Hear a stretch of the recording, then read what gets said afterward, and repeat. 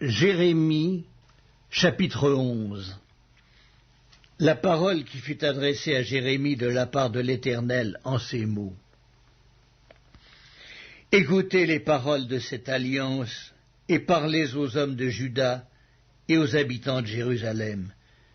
Dis-leur, ainsi parle l'Éternel, le Dieu d'Israël. Maudit soit l'homme qui n'écoute point les paroles de cette alliance que j'ai prescrite à vos pères, le jour où je les ai fait sortir du pays d'Égypte, de la fournaise de fer, en disant « Écoutez ma voix et faites tout ce que je vous ordonnerai. Alors vous serez mon peuple, je serai votre Dieu, et j'accomplirai le serment que j'ai fait à vos pères, de leur donner un pays où coule le lait et le miel, comme vous le voyez aujourd'hui. » Et je répondis « Amen, Éternel. » L'Éternel me dit « Publie toutes ces paroles dans les villes de Juda et dans les rues de Jérusalem, en disant « Écoutez les paroles de cette alliance et mettez-les en pratique, car j'ai averti vos pères depuis le jour où je les ai fait monter du pays d'Égypte jusqu'à ce jour. Je les ai avertis tous les matins en disant « Écoutez ma voix ». Mais ils n'ont pas écouté, ils n'ont pas prêté l'oreille, ils ont suivi chacun les penchants de leur mauvais cœur. Alors j'ai accompli sur eux toutes les paroles de cette alliance que je leur avais ordonné d'observer et qu'ils n'ont point observé. L'Éternel me dit, il y a une conjuration entre les hommes de Juda et les habitants de Jérusalem. Ils sont retournés aux iniquités de leurs premiers pères, qui ont refusé d'écouter mes paroles, et ils sont allés après d'autres dieux pour les servir. La maison d'Israël et la maison de Juda ont violé mon alliance que j'avais faite avec leurs pères.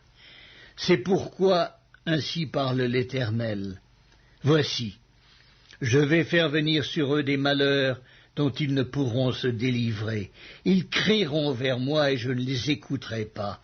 Les villes de Juda et les habitants de Jérusalem iront invoquer les dieux auxquels ils offrent de l'encens, mais ils ne les sauveront pas au temps de leur malheur. Car tu as autant de dieux que de villes, ô Juda, et autant Jérusalem a de rues, autant vous avez dressé d'autels aux idoles, d'autels pour offrir de l'encens à Baal.